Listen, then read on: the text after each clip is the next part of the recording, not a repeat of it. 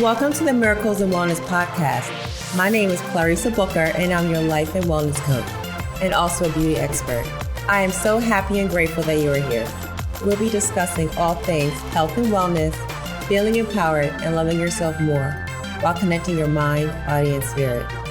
Always know that you can manifest whatever you desire for your greater well-being in your life, because I believe that miracles are for everyone.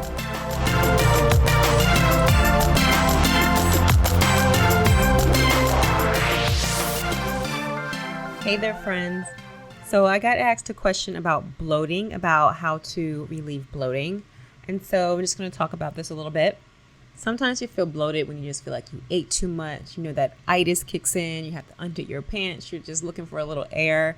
So some causes of bloating, for one, can be constipation, okay? Sometimes you're constipated and you don't even know it. There's no basis for how many exact times you're supposed to go poop. It's different for everyone, but you should be going.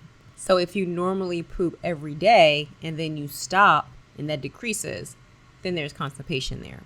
If you normally go 4 times a week and then that decreases, then that could be another sign of constipation, okay? So whatever is not a regular bowel movement for you. And that could be also if you're straining to go, you know, you're having issues there and you can't feel like you can't finish it, or your stool looks like little pebbles. You ever seen looks like little rocks, little pebbles, you know, that's also another sign. And if you just don't feel like you're finished, you know, you just feel like you still got to go and you just haven't emptied enough. Also, another cause could be IBS, irritable bowel syndrome, which it can make you extremely sensitive to gas. And sometimes you can feel like cramping and can feel kind of painful. And you can even have diarrhea. So depending on what you're eating, like even stress, not sleeping, changes in your bacteria, which can also be related to the food as well, can bring that on, can trigger it. The triggers are different for everybody, you know. So if you're feeling pain in your tummy area, that can be a common symptom. It could be in your lower abs. Sometimes it could be your entire abdomen area. But then once you do have a bowel movement, you'll notice that the pain will subside and go away. So if you pay attention to that, you notice you're feeling this cramping, and then you do actually go, that's a triggering thing there for you to be aware of. And also there is SIBO. You probably heard the term there. It's a small intestinal bacterial overgrowth, and it occurs when there's just too many gut bacteria in the wrong place in your digestive tract, okay? And we need our bacteria, right? But if they're in the wrong place, then it's going to cause a little problems, okay? And the most common symptom of SIBO is going to be the bloating. So instead of your bacteria being in the large intestine, they just kind of trickle their little way and they're just hanging out in your small intestine, which is where your food is absorbed. And when they're there, it's just going to affect your absorption of your vitamins and your nutrients, and it's going to decrease it, which you know we need. We need all of our nutrients and all those things, right? And it's going to start causing you problems. So if the bacteria is going to ferment with the sugar and the carbs that you're eating, and it's going to produce extra gas there, and then you're going to wind up feeling bloated and you have that icky feeling. But, you know, the symptoms can vary. So there could be the bloating, the gas, that stomach pain again, the diarrhea, fatigue, just all these things. And then you will result, right, with no nutrient deficiencies. And also, besides those, I mean, there's other things like carbonated drinks, like soda. Then it also has all the extra sugar in it, champagne, like all the little bubbles. I mean, it can affect your tummy. So that gas in that air, if you are chewing your food too fast, you know, just like eating really fast. So try to, you know, allow yourself 20 minutes to eat your food.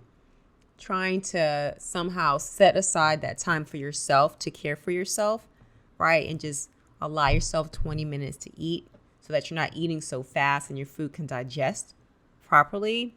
One of the best ways to try to prevent bloating is with your food intake. A low FODMAP diet will avoid fermentable gas-producing foods. So what happens sometimes is that if you have this sensitivity, the small intestine won't always absorb all the carbohydrates. So instead of it passing them to the colon, it's going to ferment the bacteria and produce gas, right?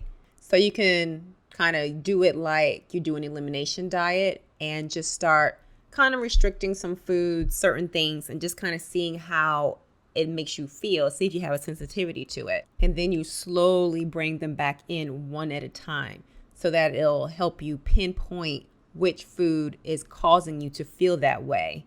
And then it'll help you in preventing bloating in the long run, okay? So some foods might be beans, which is a type of legume, but not all of them. So maybe like black beans might be easier for you to digest than, say, some others. And always making sure that you soak them, right? And that'll also help. And sometimes if you have this sensitivity, lentils might do that to you. So generally light colored lentils will be lower in fiber. And so it's just different for everybody. So just taking one thing at a time and just seeing how you react to it, how your body does it. Because lentils are very high in fiber and iron and all the things.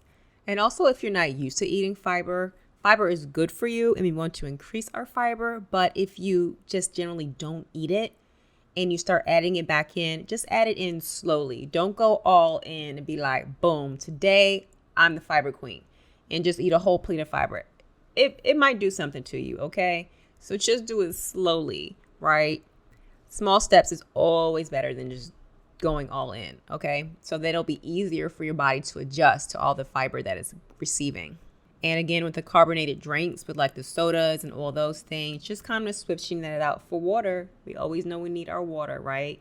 Water is always best. Or just finding something else like tea, green tea, that has so many wonderful benefits to you as well. And if you have a sensitivity to wheat or gluten, it's nice to swap that out for something else. There's gluten-free alternatives to wheat now. There's so many things like almond flour or quinoa, for example. And also those cruciferous vegetables like the broccoli, the cauliflower, cabbage. I mean, they're so good, okay? So good. But if you have a sensitivity, then just swap it out a little bit, right? Some spinach, cucumbers, sweet potatoes, yummy. Just, just being aware of what it is. So just try taking something out and just seeing how it works. And then you just swap it. And when you find out if you don't have sensitivity to that particular food, then you're okay. And you just keep trying until we figure out what it is, okay? But there is a full list of FODMAPs on my website that you can go to if you want, clarisabooker.com. That's CLARISSABOOKER.com. Because I know it can be really uncomfortable if you feel bloated all the time or your stomach feels crampy and it's hurting. I mean, nobody wants to feel like that. And at the end of the day, your gut controls a lot of us, okay? A lot of times, everything starts from our gut. If you want to lose weight, if you want to heal a disease, a lot of times when we work on our gut, a lot of things just start changing. Because a lot of times we need to address the root cause, okay? And so we got to get up in there. All right, so I hope that helped you guys. I will do a longer episode on IBS in the future and just more stuff on the gut because it's super important. All right, until next time. Did you like my morning show? Leave a review. Bye, guys. Thank you so much for coming by. And don't forget to subscribe and leave a written review. Until next time, love and light.